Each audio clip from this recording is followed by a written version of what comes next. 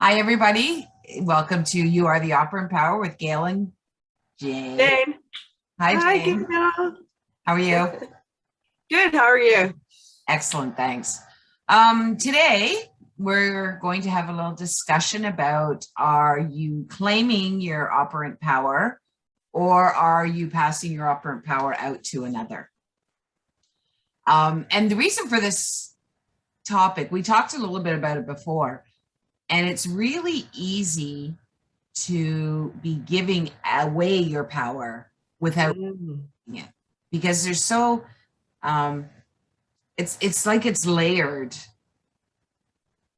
with your beliefs, and so you have to really kind of identify what you truly are feeling when you're claiming it or not claiming it. So why don't we start with an example, just to try and make it easier to understand. So I had an example of my own with some teeth work that I had done with the dentist.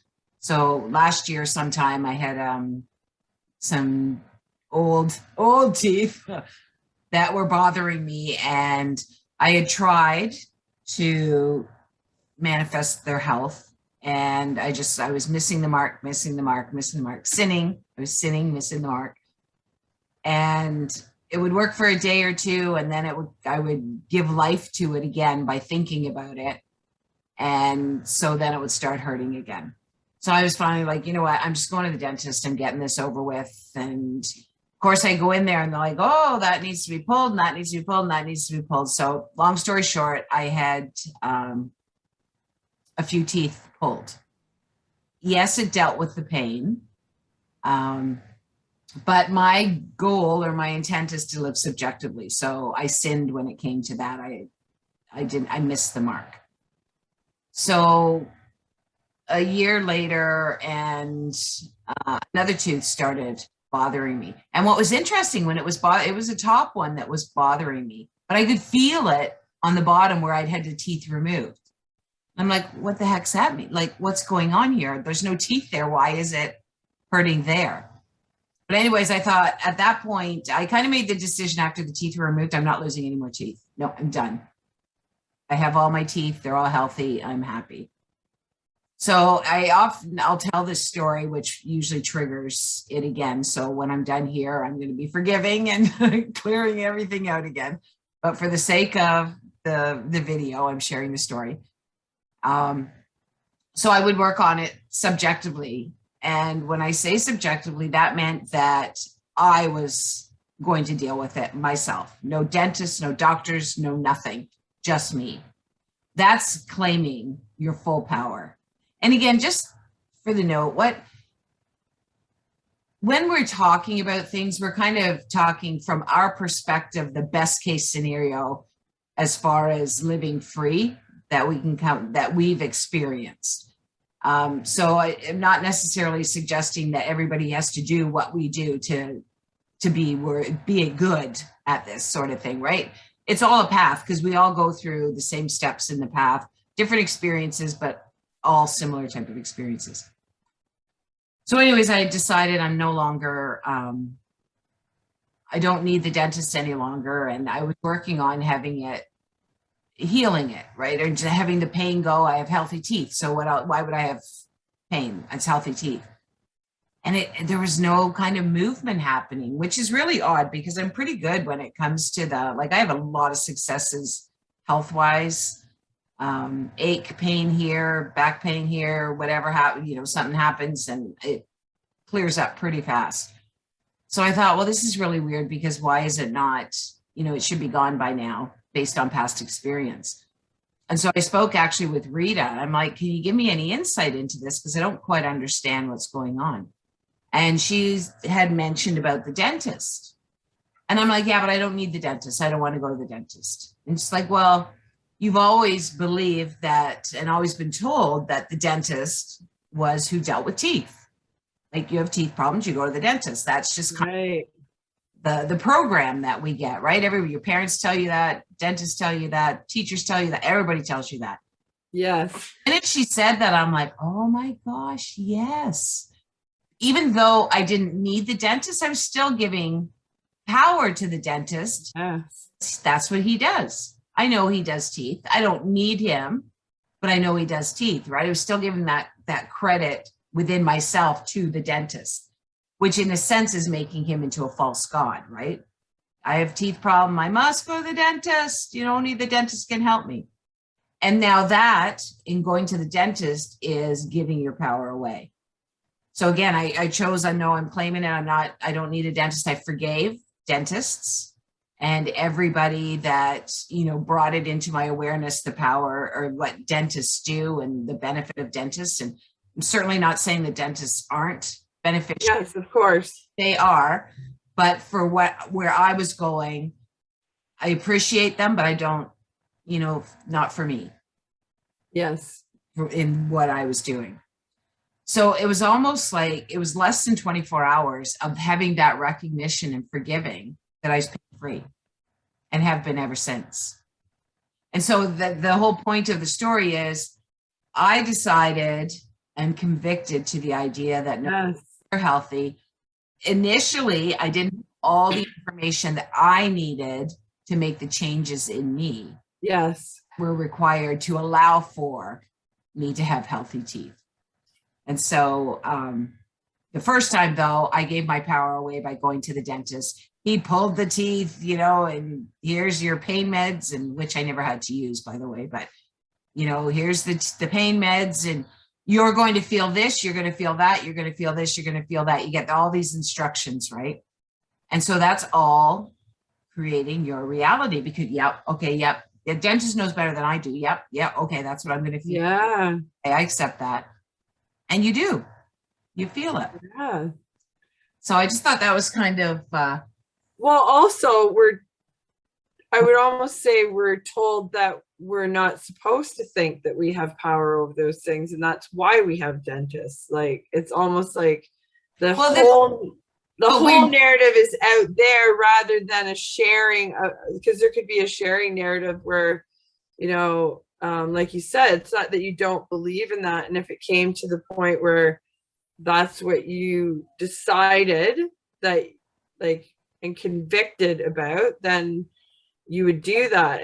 I just feel like we're very quick to at least I am. That's with conviction and faith now that has sort of come up in the last few weeks for me, in realizing the conviction has to be that anything that doesn't align with all there is harmony, unity, and love I don't have to pay attention to it.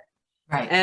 And having paid attention a lot to a lot of objectified it's out there controlling me, making me, all the different narratives that go along with that. And then realizing, okay, well, I'd say that the hardest thing for me as an analytical person is just letting it go.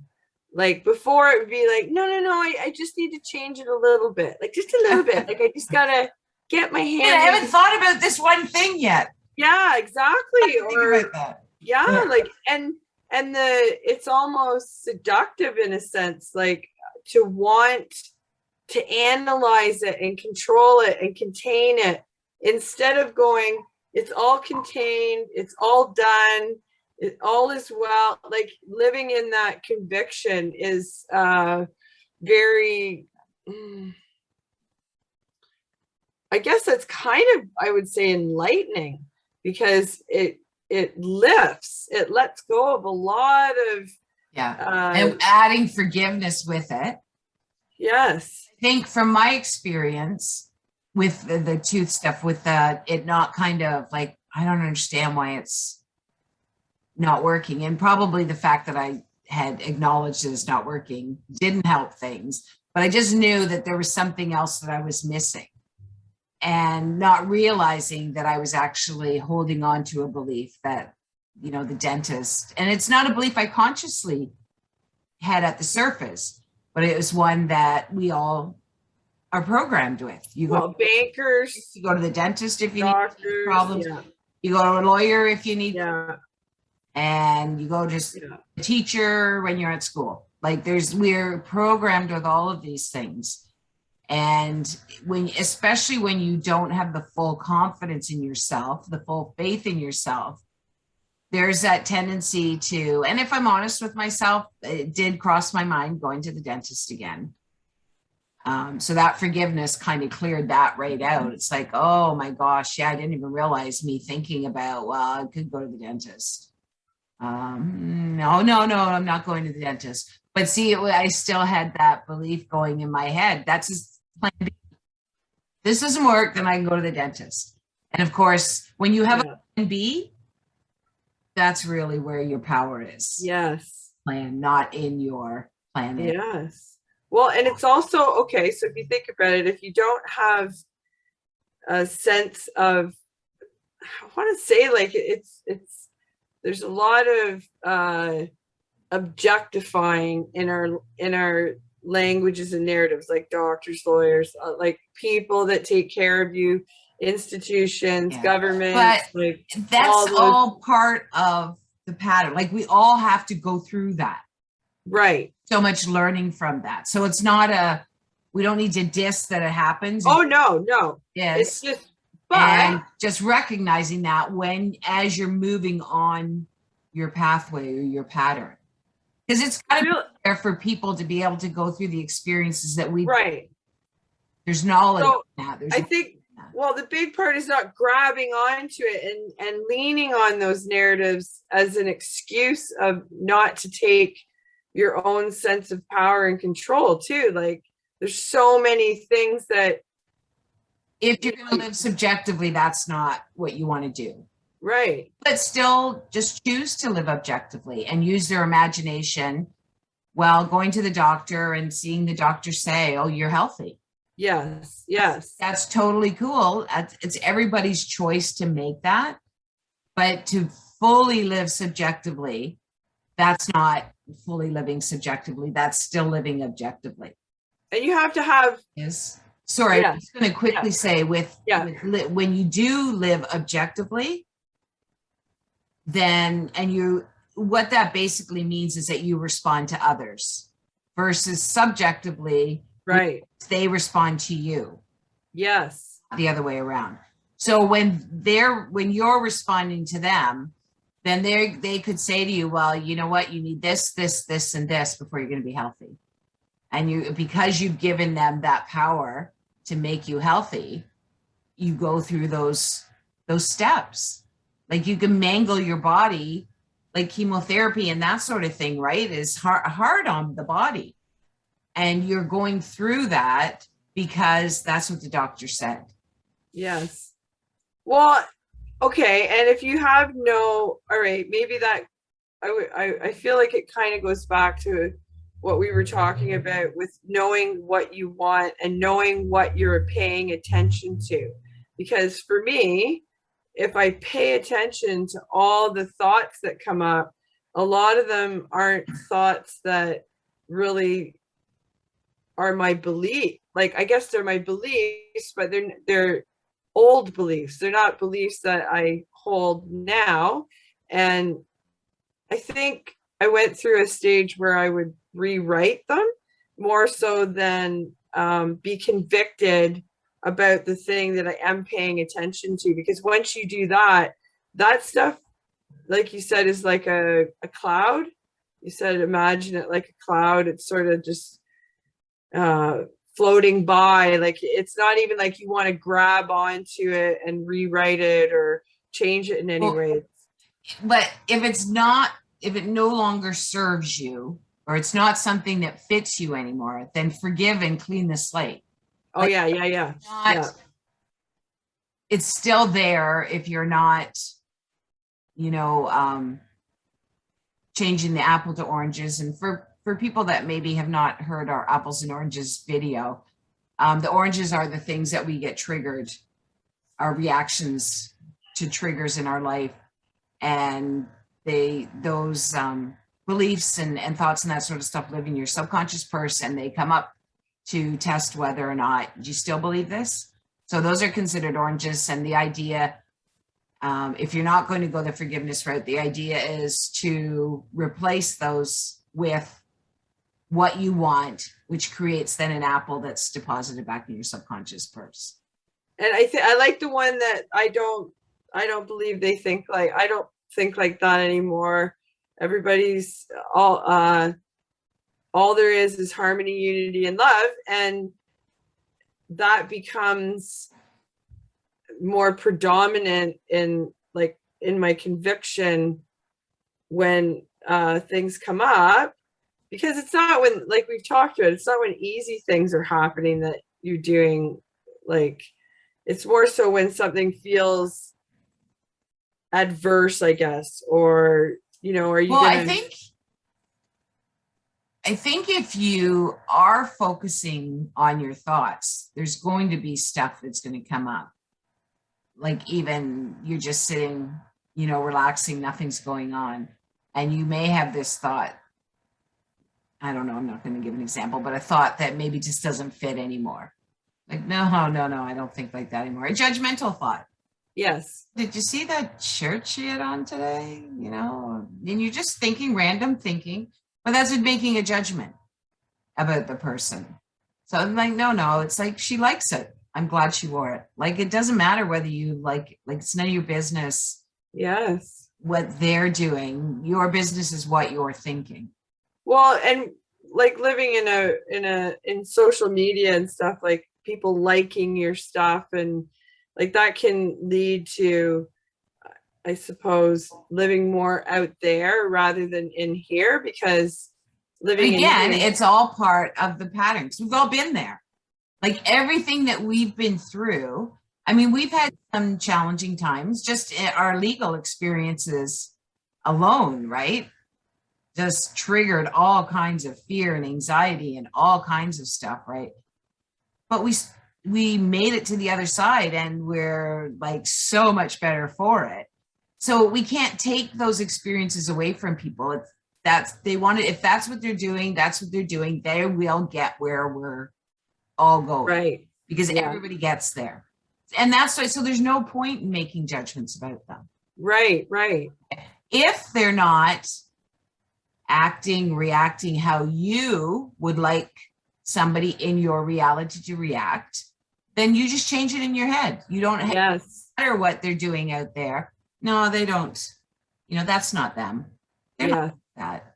They always are, confident without needing the likes on Facebook. Like it's you change it in your head instead of judging what they're doing or what they're thinking or how they're acting, because we've all been there, and we're all on the same path.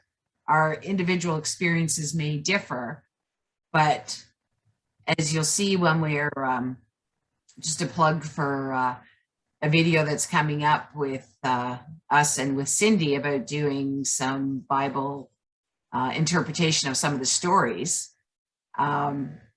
We all have these beliefs that we need to kind of identify and understand how they affect us and how easy it is to clear them once we understand. And all the stories in the Bible are all about us. It's not a literal history. It's not about people at all. It's about the thoughts, the beliefs that we all hold. Every name represents a thought or a belief, and we all hold them. And so we all go through the experiences with them, because that's just how it is. That's part of the pattern that we're all walking or experiencing. And I guess that makes, like we were talking about, giving your power over versus is claiming it inside. Claiming it inside is a place of self-love, because you're focused on providing yourself with the validation that you can have what you want, you can be what you want, like you can see and pay attention to what you want. I guess you're not the worm that you felt like you were because you didn't have all the medical knowledge, or you didn't have the dental knowledge, or you didn't have to get your PhD or whatever. Right. Like all of those things that are valued in the objective world, there's nothing wrong with them. Whatever you want, what's your choice, whatever you want to do. I can only look at what I want in my reality, and I'm not threatened by a PhD. Right. So you don't threaten me with a PhD. Like if you had a PhD, you wouldn't threaten me that you have more knowledge than me, and I'm just not, Right. not Right. because you're just too smart for me. Like, Yes. you know, and there's nothing wrong with having a PhD, but it's your feeling towards that that tells you about you. It's nothing to do with the other person. And what I was talking about with the cloud was when you're dealing with people, it's very easy to get very personal. I don't Yeah. care. And you could tell, you could be very hurt by that. But when you understand living subjectively, there's only one person in your reality, and this is kind of a mind bender, but every person in your reality is just reflecting back to you what you believe of yourself or others to be true. So if you say to me, I don't like your hair, then I would see you as a cloud. Instead of Jane insulting me, you'd be a cloud of ugly hair, like just with the words ugly hair kind of thing. And it's like, oh, well, no, that's, I used to think that way, but not anymore. I love my hair now. I love everybody's got great hair. It's just great looking around, watching everybody's hair. I mean, it's kind of a silly example, but you get the point. It takes the sort of the sting out of it. Yes. Yes. Yes. You have no choice but to say, if it's almost like I was telling my daughter this the other day. It's like I'm talking to you. There's a invisible connection where I'm saying, gosh, my hair is so ugly. And you picked up on that and, oh, Gail, your hair's ugly. Like you have no choice but to say it. And so how can I get angry at you? Really? Because you had no choice. You were compelled. Yes. You were compelled to say it. Yes. I think we do that externally, like in our tone of voice with people. Like you can, like it can come across in different ways because I try to. It comes across how it's supposed to come across. It's not, you telling me something doesn't change the fact that you're responding to me, my thoughts and my beliefs. Doesn't matter what tone you use. You can opera sing it. You can cough it out. It doesn't matter because I'm still going to take it. When I hear those words, and if I think my hair is ugly, I'm still going to. Right. Okay. Yes. Yes. You can kiss me and tell me your hair is ugly. And okay. Be as sweet as you can. And it's not going to mean anything because it's like that. Okay. So I would say that yeah. So the things you're more reactive to are the more subconscious things that you've pushed out there and everything, because we our reality all the time. So the good things, like I said, when we have our conversations, like I'm responding to you, you're responding to me. So, and it's not bad things. We enjoy our conversations. We enjoy sharing our conversations. And so, I mean, that's great. But then there's times when, and so I don't need to see you as a cloud, right? Because there's no sting with with my conversations with you. Right. Whereas there may be a sting with somebody else because that would make it my reaction would be emotional because I believe it's true. It can't be unless I believe it's true. That's right. Right. So I believe it's true. So I'm going to react emotionally no matter what you said, if it relates to something that I'm emotional about. And it doesn't matter how you said it or why you think you said it. The only reason is because you're responding to me. So if I think you as a cloud, then takes the sting out of it and puts it back where I have the power to make a change.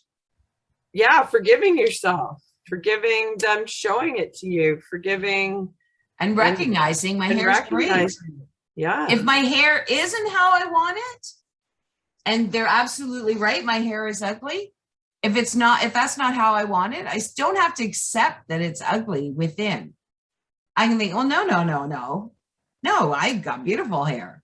Whether I have beautiful hair manifested already Right, right. or not, Now I you're will conflicting. manifest beautiful hair simply by focusing on what I want. Yes. I want ugly hair. Ugly hair upsets me. And so you tell me I've got ugly hair, that upsets me, but that keeps me focused on ugly hair. And so my hair stays ugly.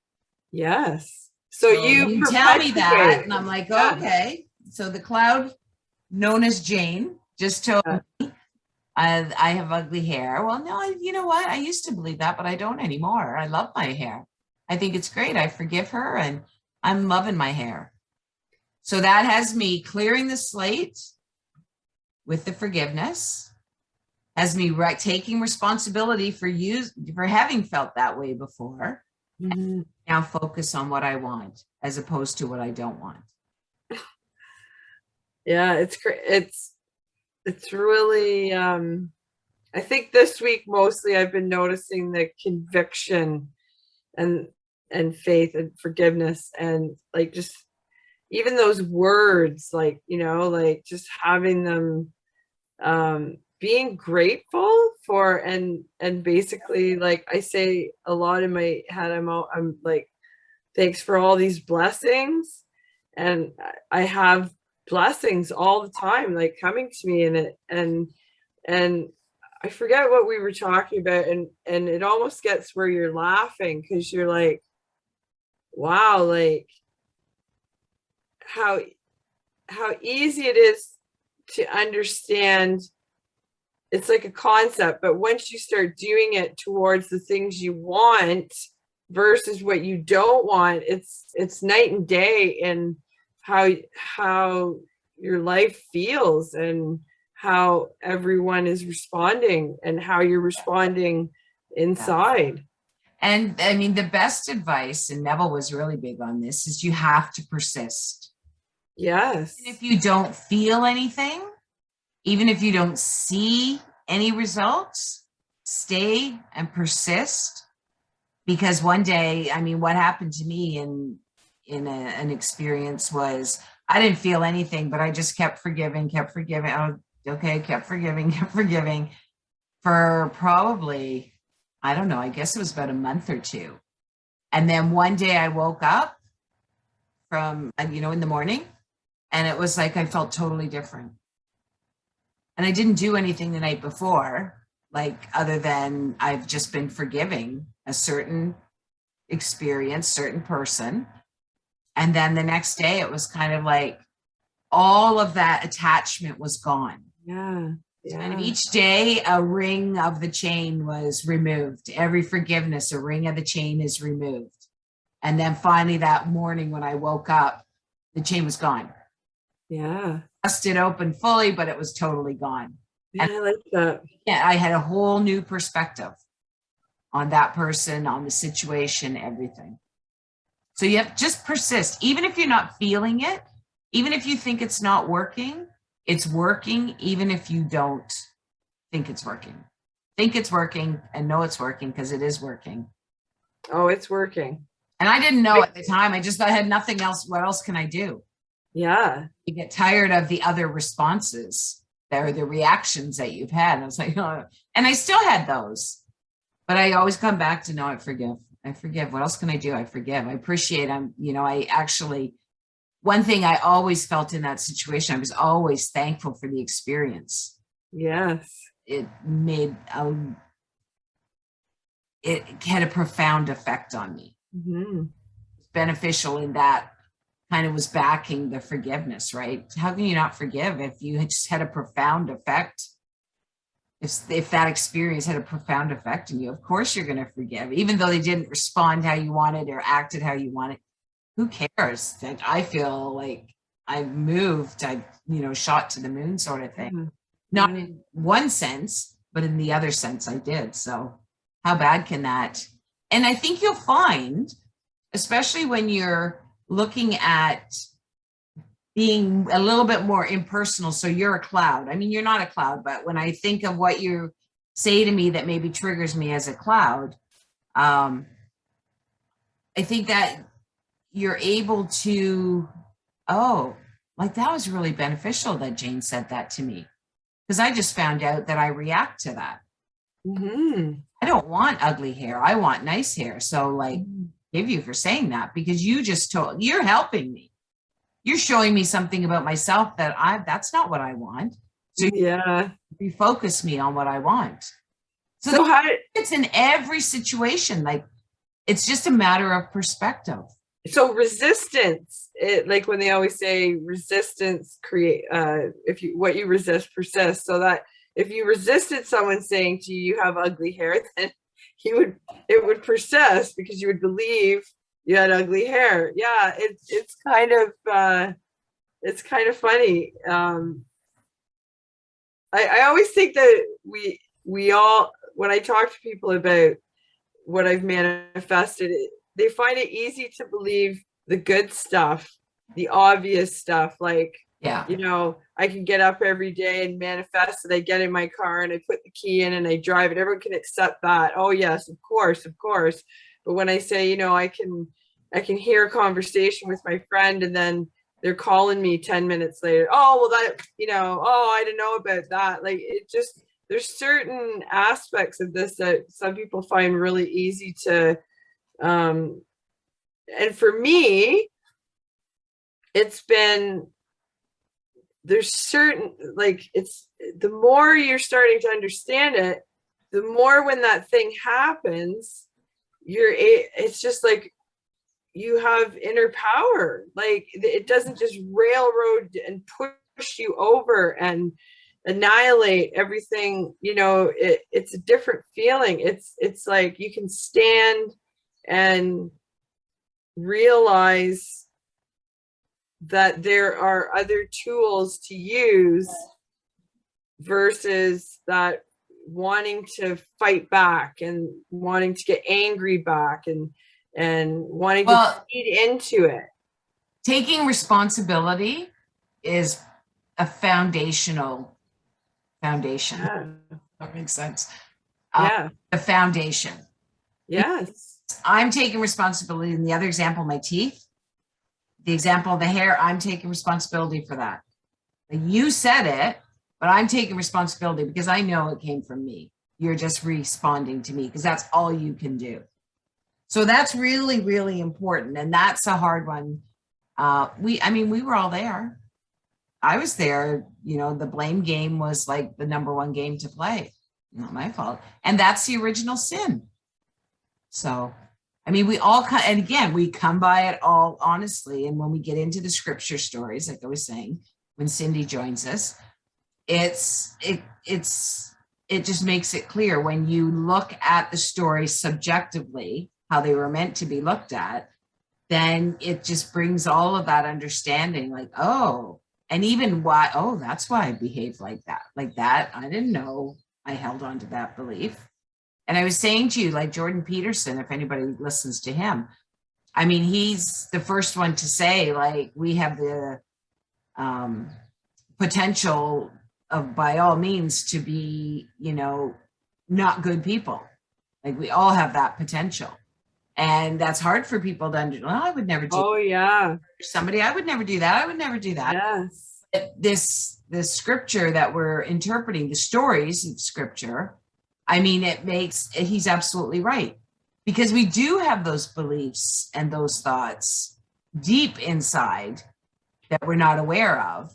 And that's not to scare people, because that's to recognize that there's no judgment required when somebody is acting like that, because what's happening is that whatever belief it is in charge right now. So that is in charge. And so reacting to that is not helping you or them. You take responsibility. Oh, okay, they're responding to me. So that must be in my consciousness, and I forgive them because that's not something I want in my consciousness. So I forgive them, and I know everybody is XYZ. Yeah. All makes it here for understanding, right? So I think we're probably good with time. Yeah, I think so. Keep trying to get shorter. I don't think we do. But anyway, hopefully we have some examples that people find useful in understanding. I know the whole subjective, objective, inner and outer can be a real challenge to get a grasp on. The evidence Yeah. there, like I totally get it. So that's why we're talking a little bit more about this, because there's true power in always looking inward, taking full responsibility for yourself and having faith in yourself and looking inward, as opposed to, you know, responding to others, which is Mhm. objective and looking outward. Yeah. Use your imagination. So thank you so much, everybody. Thanks, Jane. Thanks, Gail. Please like, subscribe, share if you think somebody can benefit from it, and let us know what your experiences have been. We'd love to know. Yeah. And talk to you all soon. Bye-bye. Bye for now.